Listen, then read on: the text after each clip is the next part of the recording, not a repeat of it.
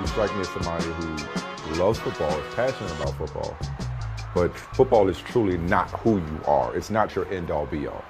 Nah, man, I don't want it to be the only thing that people know about me. There's so much more I feel like I can give. I know there's more out there than football. When did you first say to yourself, Najee gets it?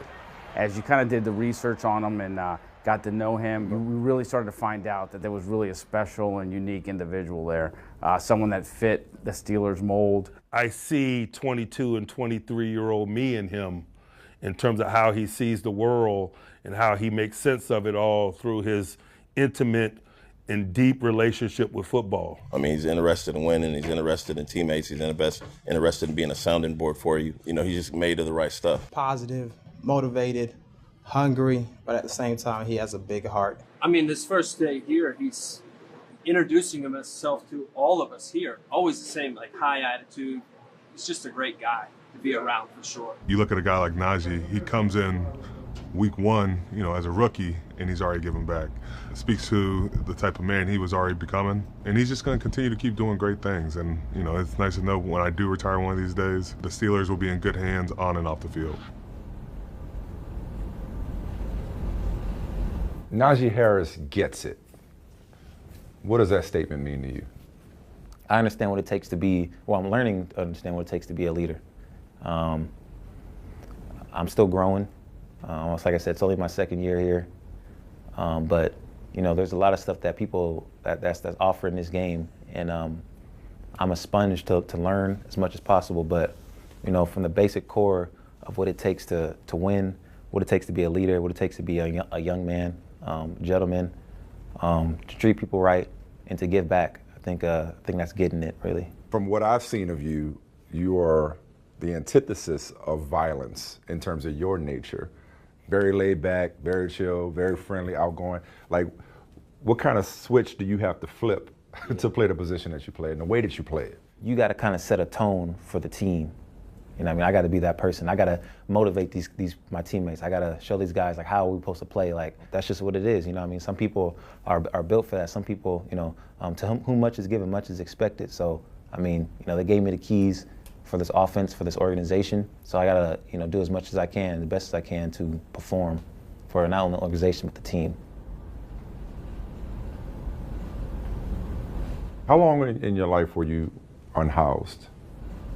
Half my life. It was a long time, man, because we stayed in cars for a good amount of months, and obviously the shelters. What was the most discouraging moment that you can remember during that part of your life? You know, being homeless, I feel like it's just an obstacle, a stepping stool, you know what I mean? It's some stuff that you got to go through. You got to, as a human, you know, we have to face these type of obstacles to see the real you. I guess, how would you be if nothing's going your way? You know, I think there's a good thing in every bad situation. How did you not get consumed by that environment? How did it not destroy you? It's the people, the village. My coaches from Little League, they helped me out when I was staying in Richmond. You know what I mean? Like, it was all these people, and you know, they know people, and it's like, they was all like, man, if you see him, man, just look after him. Like, make sure he good. You know, when something pop off, they'd be like, man, Naji, somebody pop off, just leave. How much have you embraced or welcomed, like, being an example for people who are dealing with homelessness? I don't want no sympathy for me at all. You know what I mean? Like, it is what it is. Like, I was faced with this, so like, I'm a face it. You know what I mean? I'm a chin up, chest high. Like, it is what it is. You feel me? Like, I don't want nobody to know about my story and stuff. And then I realized that, like, it helped a lot of people. You know what I mean? So then I'm like, man, if it's helping somebody, then I guess let me get more comfortable saying it. I find it hard to believe. You said you were immature at Alabama? I find it hard to believe that you went from immature to this. Let's say just a rebel. Just know that. Me and him had a lot of arguments. You and Saban? 100%. Not every conversation with me is going to be, we just kicked it off right off the bat. Like, man, we was just cool like that. Like, bro, it don't work out like that. We did not get along at first. He obviously is one of the greatest coaches ever. I mean, and I wasn't trying to knock that at all. I'm a closed-off dude.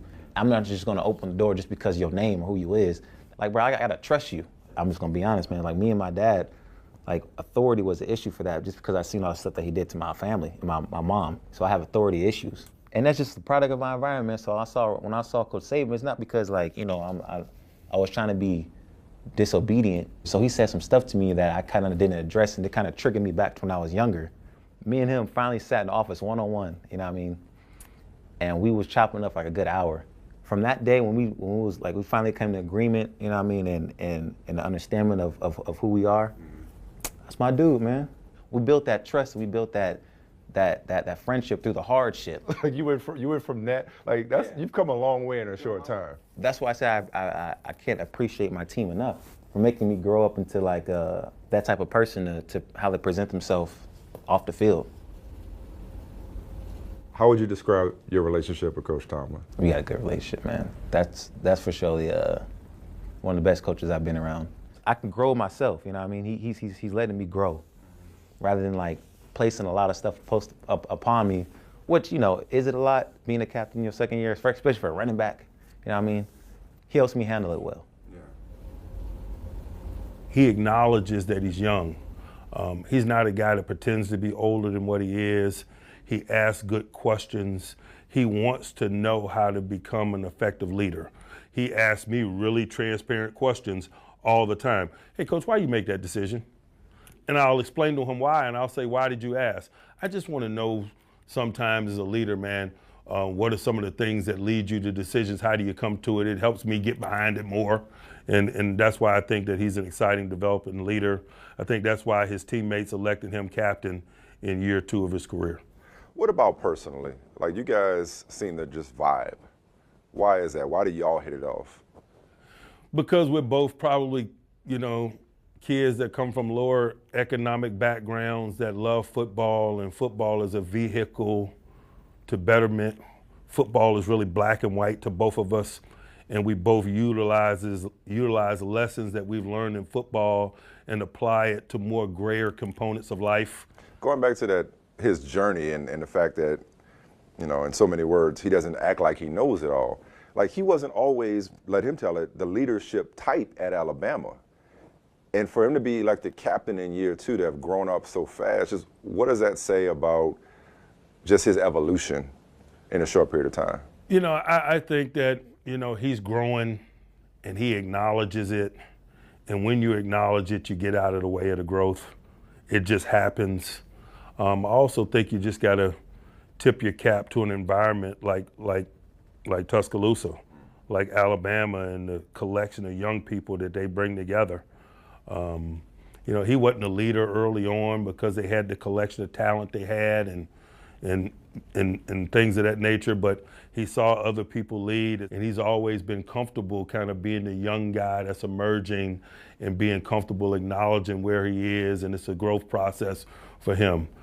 He was a talented young guy in Tuscaloosa, but he had some older guys like Minkah Fitzpatrick in Tuscaloosa, and so it's easy to acknowledge I'm growing and developing and learn from a guy like that. He gets in this environment, he sees familiar faces doing familiar, similar things, and it's the comfort zone there. People might not see it, but I present myself different ways from where I was in college, kind of reckless, kind of careless, than what I do now. Yeah, man, 100%. And that's because of what my teammates did. They're helping me mature more, a lot more. I can't thank them enough for doing that. And then for them to select me as a captain, that's something I won't forget. Like, everybody from, the custodial staff to the cafeteria to PR to coaching staff, like, you engage with them, you ask them about themselves and what they do. Why is that? Where does that come from? Us as an organization, we're a team, everybody here. We're a team, we're trying to get a certain job done. So we need to work as a team, we need to see each other as that. Nobody here is perfect or better than anybody here. From the custodial staff to all the way up to, the GM and owners. I feel like we're all equal. And I don't want to be as a person to feel like, as much as I got all these cameras stuff around me and you see me on TV, that like, you can always talk to me if you need anything.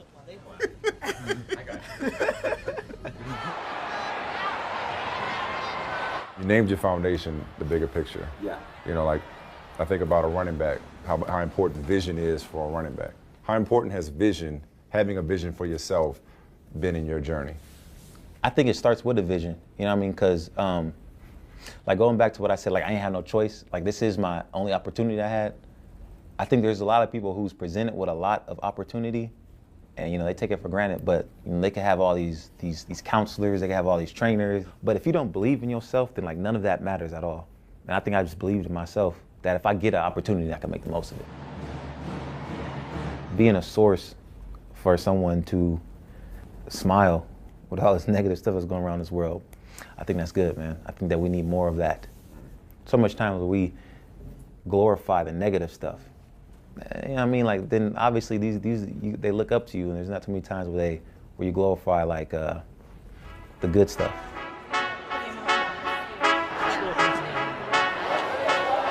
Ultimately, Naji just gets it. He definitely gets it.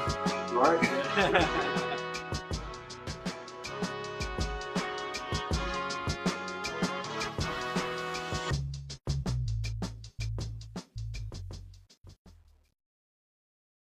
Hi, I'm Mike Tirico, and thanks for watching. Make sure to hit subscribe for the latest news and highlights from NBC Sports.